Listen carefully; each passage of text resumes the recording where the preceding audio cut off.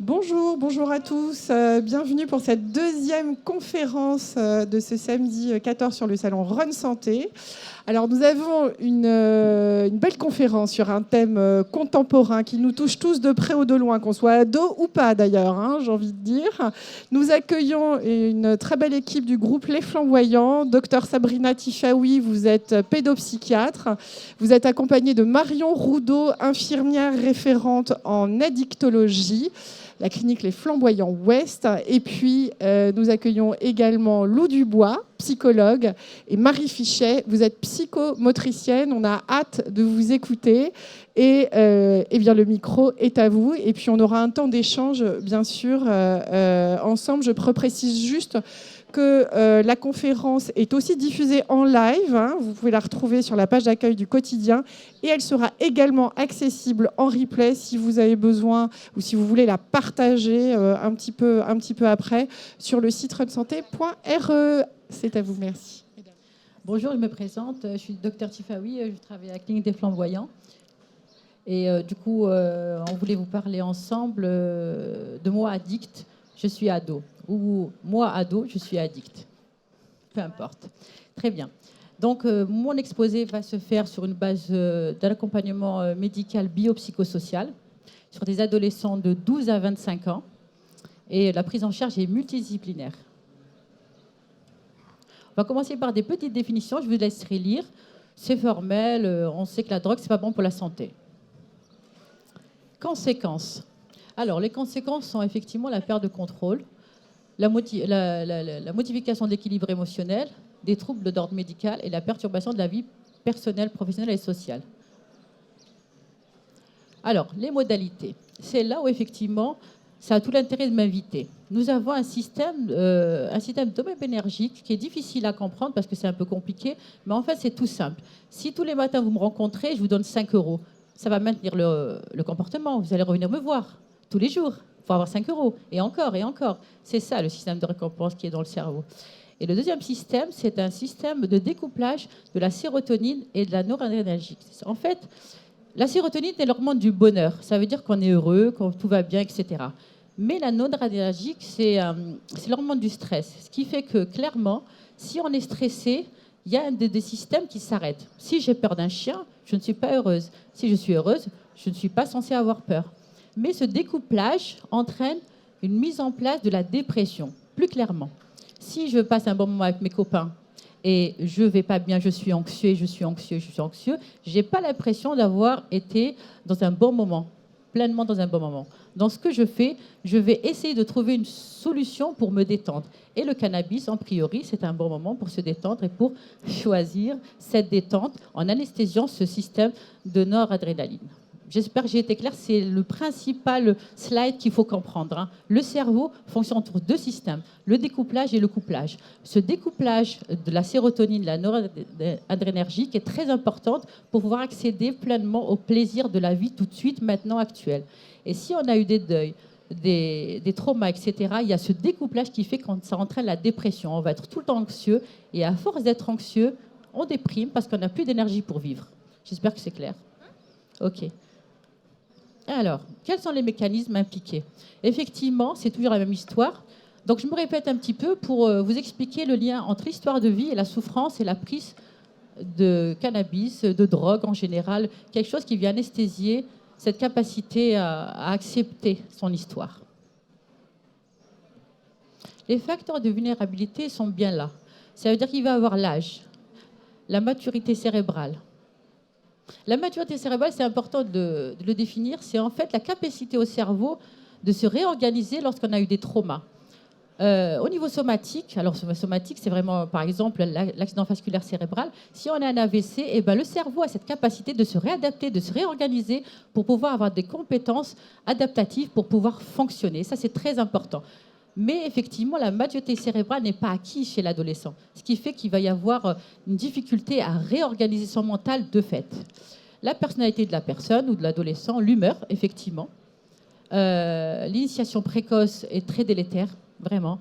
Et le sexe masculin, ce qui n'est pas forcément vrai aujourd'hui, parce que les filles fument en cachette, plus que les garçons, mais elles fument. Les facteurs vulnérabilité, toujours dans la même idée. effectivement, nous avons la perturbation de la dopamine. Je vous ai raconté un peu l'histoire, la sérotonine, l'humeur, et puis l'homéostasie cellulaire. Ça veut dire cette capacité à ne pas, cette incapacité à ne pas avoir d'équilibre. L'équilibre est la base de notre fonctionnement. L'équilibre amène de la paix mentale, la paix dans l'esprit, une espèce d'équilibre entre l'intérieur et l'extérieur. Et c'est ça qui nous met dans cette capacité à s'adapter. Nous avons une fonction unique, c'est s'adapter au monde dans lequel on vit, qui est souvent hostile pour les adolescents. Alors, l'humeur. Je vous ai mis un peu jargon, DRD2, effectivement. Mes collègues se sont un peu moqués de moi, ça rappelle Star Wars. Effectivement, non, c'est de la génétique, c'est de la génétique. Mais c'est la vraie génétique qui fait que nous avons cette capacité à créer en nous cet équilibre lorsque cet allèle va bien, quand il marche bien. Sinon, les comportements impulsifs et impulsifs sont tout le temps dans la répétition, tant que ça ne s'est pas réglé, dans l'extériorité, dans l'environnement. Je reprends aussi sur les facteurs de vulnérabilité sociaux. Alors, effectivement, nous avons le modèle éducatif, le contexte social, je ne vous apprends rien, le stress, je ne vous apprends rien, les cercles amicaux, je ne vous apprends rien, le trouble psychique dans la famille, ça c'est très important. Souvent les parents qui accompagnent les enfants qui ont des troubles mentaux sont des modèles éducatifs assez fragiles, où l'enfant va s'identifier à la maman qui déprime. Nous savons aujourd'hui qu'un enfant qui a des parents dépressifs, ou un des parents qui est dépressif avant l'âge de 11 ans, eh ben, il a 40% de chances de développer une dépression de l'humeur par apprentissage. Situation de stress, d'angoisse, de deuil, de perturbation émotionnelle que la puberté ne manquera pas de raviver. Et pourquoi je parle directement de la puberté? Il y a cette période merveilleuse qui est la période de latence, où rien ne se passe, parce que l'enfant prend le temps de comprendre son environnement. Il prend le temps. Il prend le temps de comprendre comment ça fonctionne, qui fait quoi, comment ça se passe, et il encode l'information. C'est un mot un peu compliqué à encoder, mais c'est apprendre où je suis et comment je dois m'adapter. Là, j'embraye directement sur le caractère cérébral de l'adolescent. Alors, l'hypoactivation, l'hyperactivation. Un adolescent, on le sait tous, on va le dire avec des mots simples, il est impulsif, colérique, nerveux, rien lui plaît, un peu flémingite, etc. Mais il ne sait pas réguler ses émotions comportementales. Il n'a pas encore la capacité cérébrale. On va dire, grosso modo, ce n'est pas de sa faute parce qu'il est encore jeune, on le sait. Mais si on ne lui apprend pas à comprendre ses fonctionnements, il ne pourra pas s'en sortir. Surtout si c'est dans son environnement, surtout, hein, vraiment j'insiste, si l'entourage n'est pas mature, n'est pas adapté, n'est pas éducatif, n'est pas cadrant, n'est pas bienveillant, etc. Le fonctionnement global, le fonctionnement cérébral caractéristique de l'adolescent va s'appuyer sur la plasticité cérébrale. Vous vous rappelez la petite plasticité cérébrale qui nous permet de réguler nos émotions, de se réadapter et de se restaurer. Elle est en lien avec la mémoire qui interagit avec le processus addictif. Si on se souvient d'un produit comme un temps apaisant, on va réutiliser maintes et maintes fois ce produit. Là, effectivement, je me suis un peu amusée à vous faire une petite slide où le système noradrénergique et sérotoninergique met du temps à devenir mature. Ce n'est pas un secret, il faut du temps, il faut la puberté, le temps de la nature. Nous faisons partie de la nature, nous sommes dans la nature. Notre cerveau prend le temps, même si on fait vite souvent, et c'est une erreur, il faudrait aller au rythme de la nature. Alors, pour finir, il est important de souligner que nous faisons le lien dans notre prise en charge de l'adolescent qui est addict entre son histoire, ses traumas, sa capacité à être résilient, sa capacité à traiter l'information, sa capacité à accepter son histoire pour pouvoir s'en détacher et mettre en place des nouveaux comportements qui apaiseraient ses angoisses, sans pour autant passer par le produit.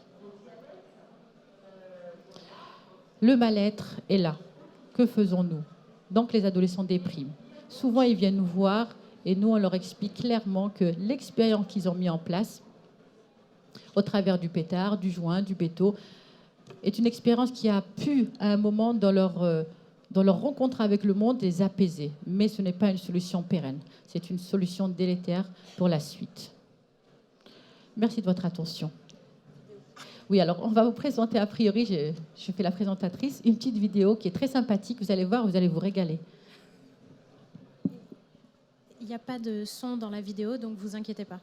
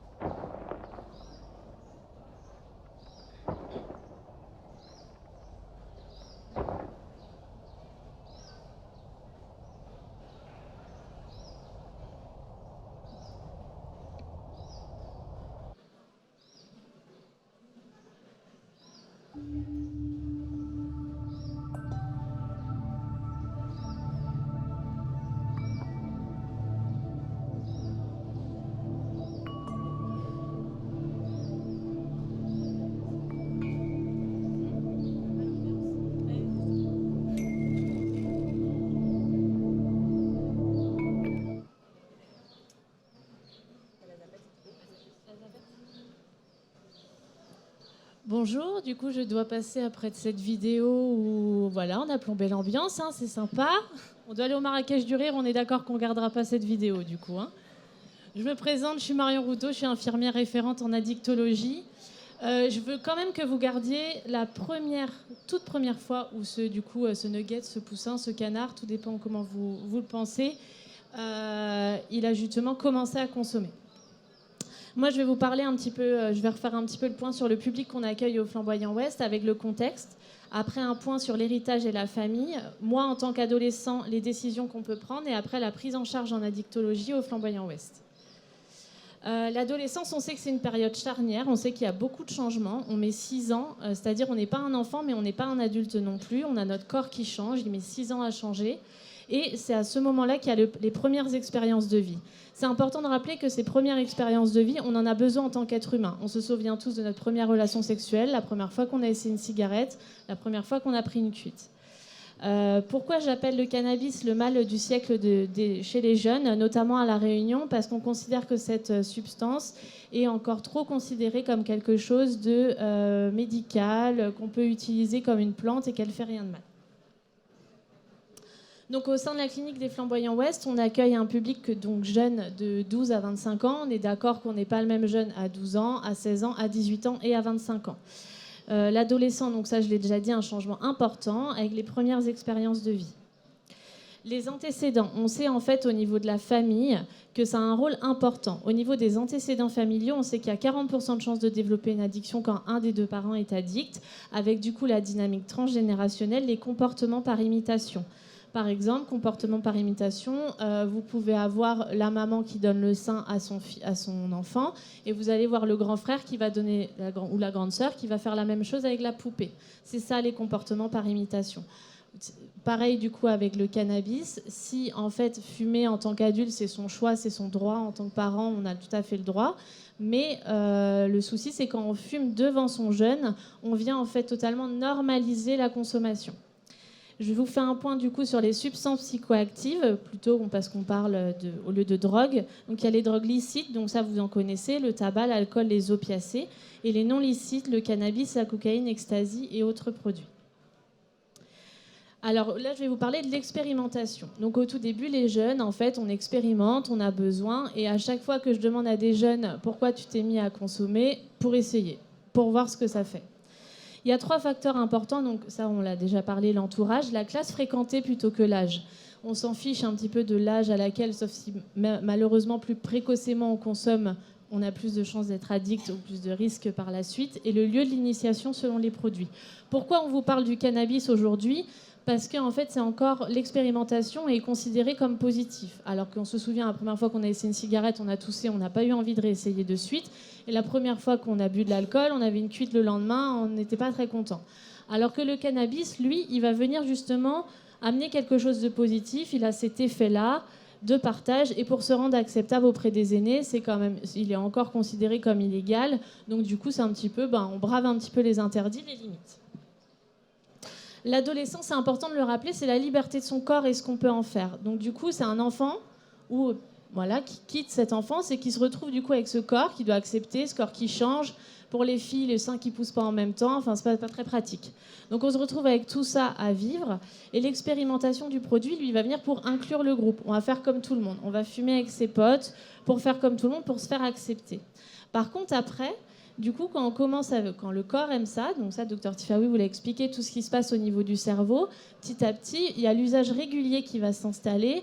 Il y a des patients qui me disent, moi Marion, à partir du moment où j'ai commencé à fumer seule chez moi, c'est là que ça a commencé en fait un petit peu à dérailler. C'est-à-dire que j'ai eu besoin d'en avoir besoin tout le temps.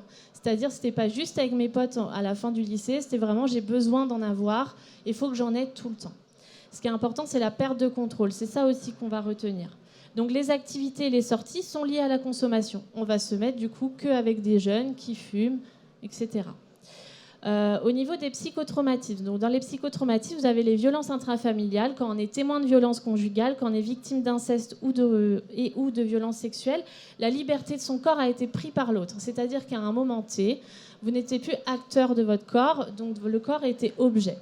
Et parfois, c'est un phénomène un petit peu inconscient qui se passe, parce que du coup, vu que mon corps, j'en ai plus, eh ben, pourquoi je devrais à la limite en prendre soin ?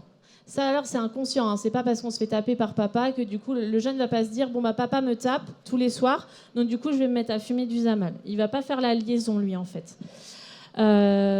Donc voilà, avec des répétitions de conduite à risque, de mise en danger. L'adolescent qui souffre de dépression, du coup, en lien avec des psychotraumatismes, trouve comme solution à son mal-être une consommation régulière de cannabis. Aujourd'hui, je vais vous faire un petit point sur on parle de la dynamique de réduction de risque. En addictologie, il existe deux choses, soit l'abstinence, soit en fait un petit peu tout ce qui est réduction de risque. Donc là, ça se voit un petit peu par l'image. Aider les toxicomanes à se droguer, c'est n'importe quoi, mais au moins, c'est pas n'importe où, ni n'importe comment. Parce qu'évidemment, les jeunes, ils me disent, Marion, moi, je veux plus faire ça pour gérer mes émotions, mais par contre, en soirée, je veux toujours bien continuer à fumer. Sinon, je redeviens exclu du groupe, parce que je ne suis plus.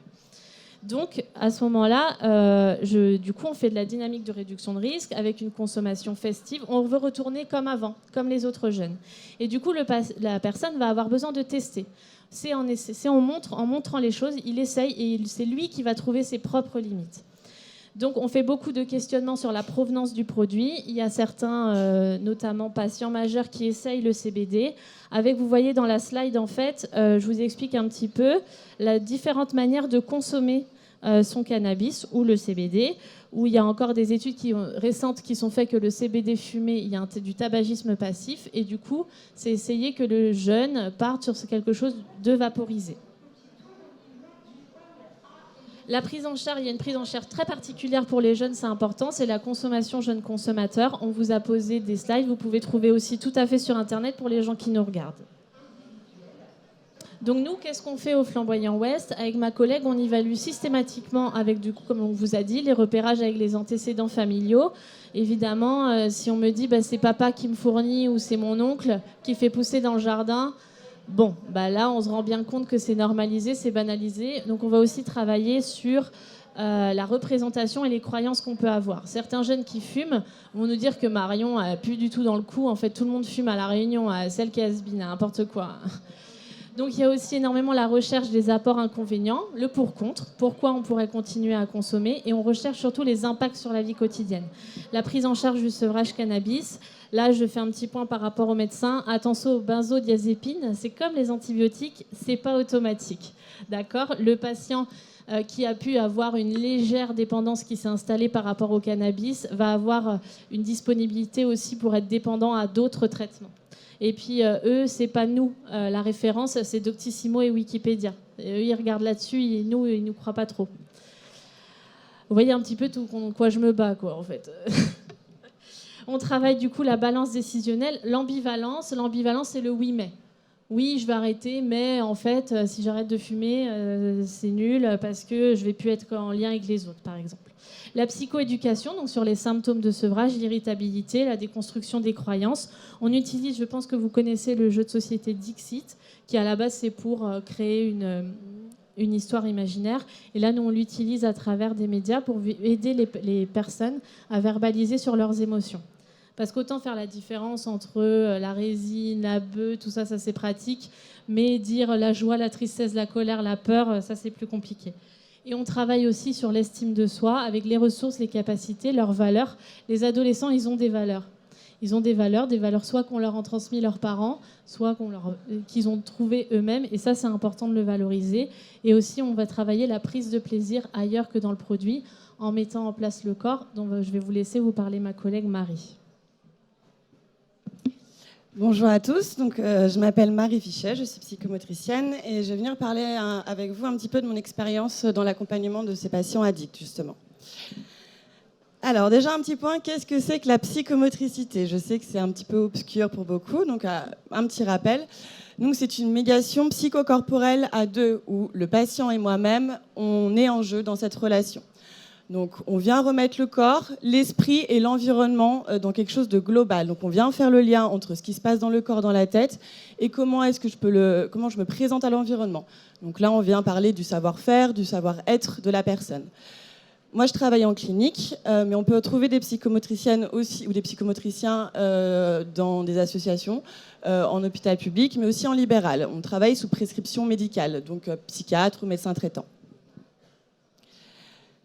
Donc, je vais faire un petit lien avec vous entre justement le trauma, l'addiction et les répercussions corporelles.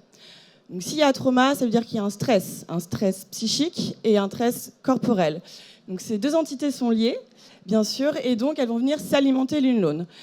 Si je suis stressée au niveau psychique, je vais être en hypervigilance, je vais observer mon environnement de manière très attentive, et donc mon corps va être prêt à réagir, mon corps va être tendu, mon corps va être très présent. Et donc si mon corps est tendu, mon esprit va se retendre, etc., etc. C'est vraiment un cercle vicieux. Donc là, le patient a un corps douloureux, il a un corps qui rappelle au trauma, il a vraiment un corps qui le dégoûte peut-être. Donc c'est là où la substance, le cannabis ou d'autres drogues interviennent pour mettre de la distance avec ce corps qui est déplaisant. Donc on vient anesthésier ou peut-être expérimenter d'autres sensations corporelles sûrement plus agréables. Et donc, le trauma et en plus l'utilisation du cannabis va provoquer une dérégulation donc au niveau tonique, le corps. Voilà, un corps tendu souvent avec beaucoup de lâcher-prise qui est compliqué. Les émotions très compliquées, on ne sait plus gérer sans le cannabis et on n'arrive même plus à écouter son corps. Le corps, on ne sait plus ce qu'il nous dit, on ne sait pas ce qu'il nous dit, donc on ne comprend pas ce qui se passe. Et aussi, bien sûr, au niveau sensoriel, toute la sensorialité peut ramener au trauma. Donc on met de la distance avec la sensorialité, on n'écoute pas ce qui se passe, on met vraiment à distance. Et bien sûr, une temporalité complètement différente, avec aussi, si on fume tous les soirs à 18h, et bien tous les soirs à 18h, on va vouloir rechercher cette sensation de détente, de bien-être qu'on a. Hop. Alors, un petit point sur moi, ce que je peux faire pour accompagner les jeunes. Donc, dans un premier temps, on va remettre un petit peu le corps un petit peu en mouvement. Donc, on va travailler l'équilibre et les perceptions corporelles. Le but, là, c'est que le patient soit obligé à écouter son corps. Par exemple, je vais installer un patient sur un gros ballon et je vais lui demander de tenir en équilibre, lever une jambe. Si tu ne fais pas un petit travail pour écouter ton corps, tu vas tomber. Et ça, c'est pas moi, c'est ta faute. Donc voilà, revenir forcer le patient à écouter son corps, à observer son corps, à ajuster sa posture, à écouter sa tonicité. Vraiment prendre conscience de ses limites et des possibilités qu'il peut avoir avec son corps. Donc une fois que ce travail au niveau du corps est fait et qu'on a un petit peu plus d'écoute, on va venir un petit peu mettre les émotions et l'angoisse ou les envies de fumer. Donc là, on va essayer d'aider le patient, de l'accompagner à comprendre un petit peu comment il fonctionne, comment il s'organise. Donc avec des cartes sensations et le tableau de bord que je vous présenterai un petit peu plus tard. Et bien sûr, on va essayer de changer la perception du corps de la personne, donc avec un corps un peu plus détendu et un corps un peu plus plaisir. Donc avec la respiration, le yoga, la relaxation et ce genre de choses. Alors, un petit outil que j'ai mis au point, donc ça s'appelle le tableau de bord. Donc vous voyez en ordonnée ou en abscisse, je ne sais jamais. Donc c'est le niveau 2. Donc, niveau de quoi? Niveau d'angoisse ou le niveau d'envie de consommer. De 0 à 10. 0 étant rien du tout, 10 étant le maximum.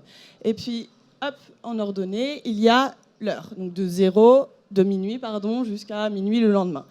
Le but de ce tableau, c'est que le patient vienne lui-même travailler et observer son angoisse, observer son envie de consommer. Donc il va pouvoir mettre une petite courbe facile pour lui, pour qu'il puisse objectiver son envie. Et en plus, on fait un travail avec les ressentis corporels. Qu'est-ce qui se passe quand je suis angoissée avant? Qu'est-ce qui se passe pendant? Et qu'est-ce qui se passe après? Qu'est-ce qui m'a aidé à soulager cette envie, ce craving? Par exemple, je vais reprendre l'exemple de 18h. À 18h, je suis angoissée, donc j'ai envie de fumer. C'est souvent en lien. Donc, peut-être qu'à 17h, on va venir mettre en place une routine apaisante pour lui. Peut-être aller prendre une douche, peut-être aller dans un hamac, peut-être aussi faire une séance de respiration, de relaxation, parler à un infirmier, appeler sa maman, appeler ses amis, communiquer. Donc ici, des petites cartes sensations que j'utilise avec les patients, souvent qui ont du mal à verbaliser. Donc là, je viens solliciter autre chose que les mots, je viens solliciter les images, l'imagination. Donc voilà, comme ça, des fois, les images, les couleurs parlent un petit peu plus que les mots. Et donc moi, c'est vraiment un outil que j'utilise pour un petit peu comprendre ce qui se passe dans leur corps et qu'eux aussi comprennent et qu'on puisse faire des liens ensemble. Donc ça, c'est des jolis outils que j'ai dans ma salle de psychomotricité. Donc le hamac, le pouf, des choses très accueillantes, qui invitent au lâcher-prise, qui invitent vraiment à quelque chose d'assez maternant, de régressif, pour que le patient puisse vraiment ressentir un corps un peu plus détendu. le gros ballon que je vous ai nommé tout à l'heure, et la couverture lestée. Donc c'est une couverture lourde qui vient donner plein d'informations sensorielles profondes et qui va permettre au patient de mieux ressentir son corps et de mieux appréhender vraiment sa sensorialité. Et c'est une couverture aussi qui apaise accessoirement. Donc la relaxation, c'est un de mes outils que j'utilise beaucoup avec le patient. Donc vous pouvez le voir ici. Donc ça, c'est le protocole. Le protocole, c'est on s'installe. Le patient va souvent vers le même tapis, il a le même coussin, la même couverture. Induction verbale. Donc on va parler au patient, on va lui proposer des mots pour qu'il puisse s'apaiser, pour qu'il puisse se concentrer sur son corps. Et aussi des mobilisations passives, par exemple. Un temps de silence, toujours, pour que la personne puisse s'écouter un petit peu dans son corps. On prend le temps d'observer ce qui se passe pour soi. Une reprise en douceur de l'état de détente. On va venir s'étirer, respirer un petit peu plus fort, réactiver son corps. Et ensuite, une verbalisation entre le patient et moi sur ce qui a pu se passer avec lui dans cette relaxation. C'est quelque chose qui est répété tout le temps, à chaque séance. Le protocole ne change pas, c'est toujours la même chose. Et donc, ce qui vient faire que le patient va éviter d'anticiper le moment. C'est toujours la même chose. Donc, ça va venir baisser l'hypervigilance et il va pouvoir se concentrer de manière un peu plus facile sur son corps. Et donc, c'est là où le travail de la mémoire corporelle arrive. Et donc, on va ressolliciter encore et encore ce protocole pour que le patient puisse intégrer et comprendre son corps plaisir, son corps détente. C'est quelque chose qu'on vient chercher, que le patient puisse comprendre et écouter son corps. Et donc, avec la relaxation, on observe une diminution du tonus musculaire, donc les muscles se détendent. Une baisse de l'hypervigilance et de la découverte d'un nouveau corps, un corps plus détendu, un corps plus agréable. Et donc, bien sûr, là, on vient vraiment focaliser sur le corps. Un corps qui n'a pas besoin de Zamal pour se détendre, par exemple. Donc, pour finir, moi, c'est tout beau dans ma salle de psychomotricité. Moi, je suis là, il y a un cadre, je propose de la détente, des expériences satisfaisantes. Et donc, par contre, le but, c'est que le patient sorte de ma salle aussi et qu'il expérimente en dehors et dehors. Et donc, c'est pour ça que moi, je lui donne des outils. Parce qu'à l'extérieur, il va être confronté à la frustration, à des moments tendus, à des limites aussi de l'environnement. Et donc, les outils vont lui permettre de justement lui-même s'équilibrer entre l'état de détente qu'on peut retrouver en psychomotricité ou à la clinique, et aussi, bien sûr, l'extérieur qui va être un peu plus confrontant pour lui. Merci, je laisse la place à ma collègue. Là, tu peux le garder. Bonjour à toutes et à tous. Je m'appelle Lou Salomé et je suis psychologue à la clinique des Flamboyants. Je vais vous parler de la prise en charge, tout à fait, la prise en charge psychologique avec les patients. Pour remettre rapidement le contexte, l'adolescence, c'est vraiment la période d'ouverture personnelle au monde, dont l'enjeu fondamental il se situe au niveau de la recherche identitaire. L'adolescent, il va chercher une sorte d'équilibre entre le besoin d'autonomie et le besoin de sécurité. Et comme l'a rappelé tout à l'heure Marion, l'adolescence, c'est aussi la période des expérimentations. Mais s'il y a présence de traumas vécus pendant l'enfance et ou pendant l'adolescence, l'adolescent va souvent, de manière très inconsciente, mettre des stratégies d'évitement et ou des conduites dissociatives en place. Plus clairement, une stratégie d'évitement, c'est par exemple un enfant qui va à l'école et il y a un chien qui va sortir d'un portail, qui va lui aboyer dessus, qui va montrer les crocs. L'adolescent ou le jeune va se figer, peut avoir des tremblements au niveau des jambes et donc va changer son trajet pour aller à l'école. Plus globalement, il peut même penser que tous les chiens dans le futur vont l'attaquer. Donc il peut même aussi arrêter d'aller à l'école, etc., etc. Une conduite dissociative, c'est un peu le principe de faire disjoncter son cerveau, c'est-à-dire que le cerveau, il a pour moyen de permettre la survie de l'organisme, de la personne, sauf qu'il va le faire disjoncter comme un circuit électrique, ce qui va lui permettre de se protéger contre un événement traumatique qui peut revivre. Ça va l'anesthésier, en fait. La disjonction au niveau du cerveau, ça va anesthésier les sensations physiques, mais aussi les sensations émotionnelles. Voilà, et donc c'est là qu'apparaissent les conduites à risque. L'adolescent va mettre en place des conduites à risque pour justement dissocier, éviter, etc. En l'occurrence, il peut y avoir l'alcool, la drogue dure, mais aussi les scarifications qui sont donc des lésions qu'on fait au niveau des bras, au niveau des cuisses, etc.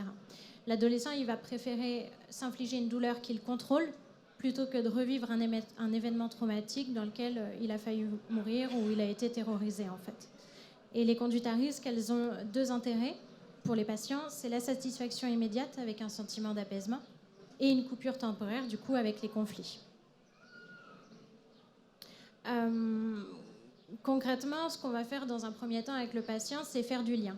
Faire du lien entre le comportement addictif, les traumas qu'il a pu vivre et la réalité d'aujourd'hui. C'est vraiment important qu'il comprenne que tout peut être lié.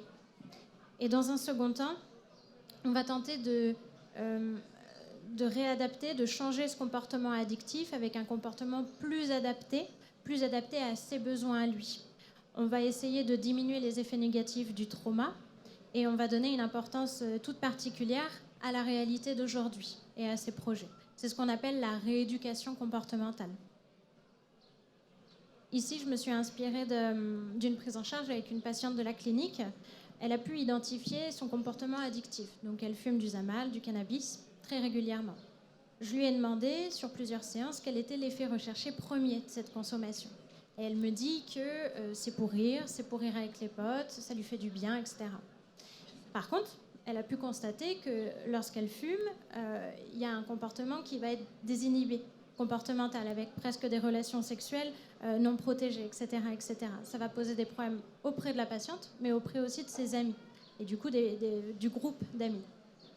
Alors, on a tenté, sur plusieurs séances, de trouver un nouveau comportement, plus adapté à ses besoins. Donc, on a gardé son effet, son besoin primaire, qui est de rire, de passer un bon moment. Et c'est une patiente qui a beaucoup d'humour, au passage.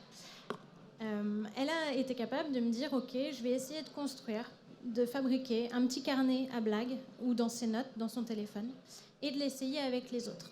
Ça va me permettre de rire, mais je change mon comportement. Elle l'a essayé et elle a pu constater qu'elle s'était fait, grâce à ce carnet de nouvelles blagues, des amis, des nouveaux amis, et elle a même changé d'environnement social. Elle a quelque part un peu pris de la distance avec les amis qui fument et elle s'est rapprochée de nouveaux amis qui ont un peu plus d'humour en plus. C'est important de faire du lien entre la thérapie et la pratique avec l'extérieur. C'est important aussi que le patient y prenne conscience des difficultés qu'il rencontre, mais surtout de leur impact que ça a sur l'environnement. Il faut aussi permettre aux patients de comprendre le phénomène d'essai et d'erreur, c'est-à-dire que si le comportement ne fonctionne pas la première fois, c'est pas grave du tout, on va le réadapter, on va le changer, et ça va mettre plusieurs semaines. Et ensuite, il va trouver son comportement adapté à son besoin.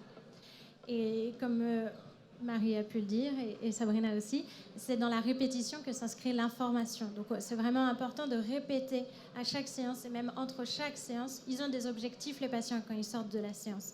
Ils ne restent pas juste une heure et après ils repartent. Ils ont des objectifs, ils ont des actions à faire, et notamment cette patiente, elle doit essayer son carnet à blagues avec les infirmiers. Elle l'a essayé, mais elle l'a aussi essayé beaucoup avec les autres patients.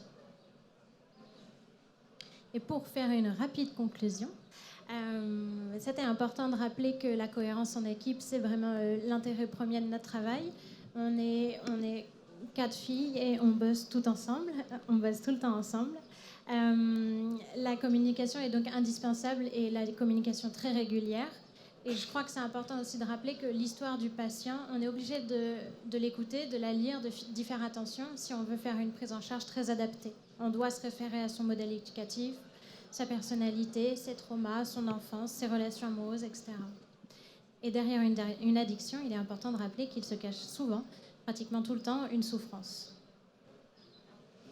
Merci. Vous vouliez, Marine, rajouter quelque chose ? Oui, on voulait en fait rajouter, on voulait vous partager le texte qu'une patiente a écrit du coup dans sa relation au cannabis. Chère Marie-Jeanne, je pense à toi souvent, trop souvent. Tu hantes mes pensées nuit et jour jusqu'à l'épuisement. Je me souviens encore de notre rencontre, un soir festif où l'on s'est vu et où ça a tout de suite accroché. Étonnant, me diras-tu, comment une personne aussi sage que moi pouvait être attirée par toi, toi si amoureuse de l'illégalité. Alors on s'est vu, on a continué à se voir, au départ avec des amis, tu n'étais qu'une simple connaissance. Mais ce soir où tu es venu chez moi, seul, a marqué un tournant dans notre relation.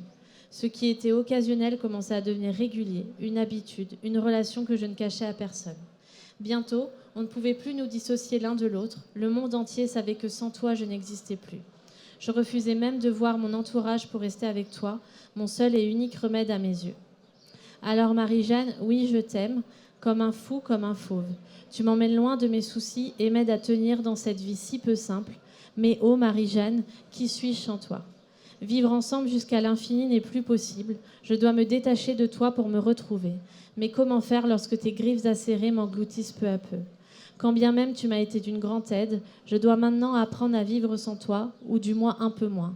Alors, chère Marie-Jeanne, ou plutôt Cannabis, laisse-moi sortir de notre relation toxique, je t'en supplie. Merci beaucoup. Merci beaucoup, mesdames, pour le décryptage de ces mécanismes. C'est assez complexe. On comprend bien la richesse, la complémentarité de votre approche pluridisciplinaire. On a un petit peu de temps pour des questions. Messieurs, dames, si vous en avez, c'est le moment. Non, sinon, moi, j'en ai quelques-unes, peut-être un peu trop, mais en tout cas, si vous voulez échanger, sachez que vous pouvez retrouver toute l'équipe sur le stand des Flamboyants, du groupe Les Flamboyants, qui est juste là. Aux parents, aux enfants, aux ados qui avaient peut-être trop faim, qui sont partis, qui étaient là, ou qui n'avaient peut-être pas envie d'entendre les réponses, avant de conscientiser ou avant qu'on puisse venir être pris en charge par votre équipe, est-ce qu'il y a des signes avant-coureurs, des choses qu'on peut se dire qui permettent de détecter à partir de quel moment en fait je suis sur cette ligne de crête entre j'essaye, puisqu'il faut bien essayer peut-être dans la vie, il faut expérimenter, on parle beaucoup d'expérience, et le moment où je bascule et où il est peut-être trop tard. Je ne sais pas si il n'est jamais vraiment trop tard. Oui. Mais en addictologie, on part du principe qu'il n'est jamais trop tard, dans tous les cas. Après, comme je l'ai dit, c'est vrai assez rapidement, c'est la notion de perte de contrôle. Là, on a parlé du cannabis, mais ça peut s'appliquer à d'autres. On s'en fiche un petit peu de la quantité. Ça va être surtout à partir du moment où la personne, elle sent qu'elle perd le contrôle sur les consommations. C'est-à-dire, vous voyez, comme au tout début, prenez le tabac, par exemple. Au début, quand on a commencé, on fumait qu'une ou deux cigarettes, ou comme ça, quand ça passait. Puis les personnes, elles ne savent plus pourquoi. Au bout de 15 ans, elles sont à 30 cigarettes par jour. C'est ça, la perte de contrôle. C'est qu'à un moment, en fait, on a perdu le contrôle sur la consommation. Et en fait, comme dans tous les mécanismes, l'addiction, il y a un phénomène de tolérance qui se fait. C'est-à-dire que, par exemple, par rapport au cannabis, on sait qu'au début, un joint peut nous tenir 5 à 8 heures. Et au final, après, on a besoin de fumer toutes les 2 heures pour ressentir toujours le même effet. Parce que c'est ça que le corps et même le cerveau va se rappeler, c'est toujours le même effet qu'il a besoin. Donc au début, vous avez besoin que d'une fois, et puis après, vous en avez besoin de plusieurs. Du coup, la transition un peu toute faite pour une autre question. Est-ce que les mécanismes sont exactement les mêmes pour les réseaux sociaux ? Est-ce qu'on peut parler d'addiction ? On est surtout à l'adolescence en recherche, en quête identitaire. Est-ce que les ressources sont les mêmes ? Les mécanismes sont les mêmes là aussi ? Alors, je ne vais pas vous étonner en vous disant que je n'ai pas inventé le fil à couper le beurre. Effectivement, on a le même cerveau, la même adaptation, et le système de récompense s'appuie sur ça.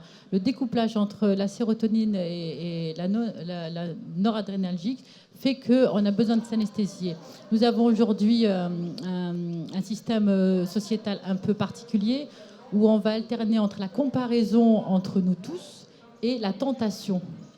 Donc, on ne donne pas la chance à l'adolescent de se construire sur mes valeurs, ce que je veux. On n'a pas le droit d'être différent. Mais en même temps, on veut être différent, mais particulier. C'est-à-dire qu'on va devenir multi, je ne sais pas quoi, poly, je ne sais pas quoi, sans citer les... Effectivement. Donc, on va se particulariser dans la particularité.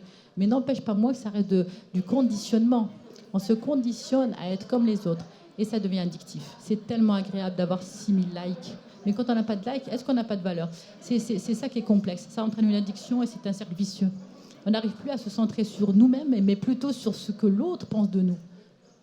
Et là, vous donneriez quoi, Dr Tifaoui, comme conseil pour sortir de cette spirale, justement, de dévalorisation, de dépréciation ? Et puis, si je devais aller encore plus loin, dans des cas de harcèlement, partagé, évidemment sur les réseaux sociaux, c'est tristement contemporain, mais assez contagieux, on constate partout. Qu'est-ce qu'on fait quand on est parent ou ado un peu démuni là, face à ça ? Parent ou ado démuni, c'est pas pareil. On va dire que dans le domaine de notre vie, nous avons un fonctionnement biopsychosocial. Biologiquement, si on est normalement constitué, tout va bien, si on a un cerveau qui fonctionne, si on mange bien, etc., si on a une bonne hygiène de vie.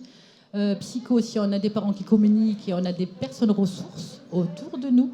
Et social, si on a un cercle social bienveillant, il n'y a pas vraiment de raison de tomber. Si on tombe, on se redresse et on remarche. Et c'est ça. C'est pour ça que Marion dit il n'y a pas de désespoir. Nous sommes dans l'espoir. Et on se répare. On a cette fameuse plasticité cérébrale, cette plasticité cérébrale qui va venir nous aider à maturer. Je vais être un peu trivial, on est moins con à 12 ans, on est plus con à 12 ans qu'à 25 ans, j'espère, en fait. En général, ça dépend des personnes. Mais voilà, dans l'absolu, on est un peu là-dedans. Vous voyez ce que je veux dire ? Donc, vraiment, il faut rééduquer. C'est pour ça qu'on fait beaucoup de psychoéducation. Vous savez, le petit slide là, que je vous ai fait, je passe des heures à expliquer ça aux enfants et c'est « Ah ouais, mais en fait... » Ben oui, ben ouais. D'accord. Quand on comprend le problème, c'est comme quand on va faire un examen. Quand on comprend l'intitulé du problème, on a déjà la moitié de la solution. Mais ça, ils ne le savent pas. Et du coup, on vient cumuler, raisonner, croiser, apporter, rassembler. Bon, on va dire que c'est de longue haleine, mais ça donne des résultats assez sympathiques. Voilà. Mesdames, un petit mot de la fin, si vous vouliez compléter. Marion ? Moi, c'était par rapport aux écrans. Vous disiez les parents peuvent se sentir démunis. Il faut s'intéresser à ce que vos enfants regardent sur Internet. En fait, il ne faut pas hésiter à avoir un contrôle, un cadre, une limite dessus. Intéressez-vous à ce qu'il fait, à ce qu'il diffuse, sans forcément être le papa ou la maman qui commande tout après, parce qu'on a un peu honte de nos parents quand on est adolescent finalement. Mais on a honte sans avoir honte, bien évidemment. Mais c'est surtout ça. Regardez ce qu'il fait, intéressez-vous à ce qu'il fait. Pareil, si vous sentez qu'il a une addiction aux écrans, regardez ce qu'il regarde. Regardez les réglementations. Elles sont pas là pour rien. La loi, elle est là aussi pour protéger les individus. Et c'est important de le rappeler. Vous faites bien de le préciser. Et puis j'entends un peu entre les lignes aussi du dialogue, maintenir un dialogue, quelle que soit la personne ressource qu'on a dans son entourage. Cette communication, elle est importante aussi. C'est un bon rempart au reste. Merci beaucoup, mesdames. Merci à vous de nous avoir suivis. Nous sommes un peu pris par le temps. Donc voilà, je vous invite à poursuivre les échanges sur le stand Groupe Les Flamboyants, si vous le voulez. Merci.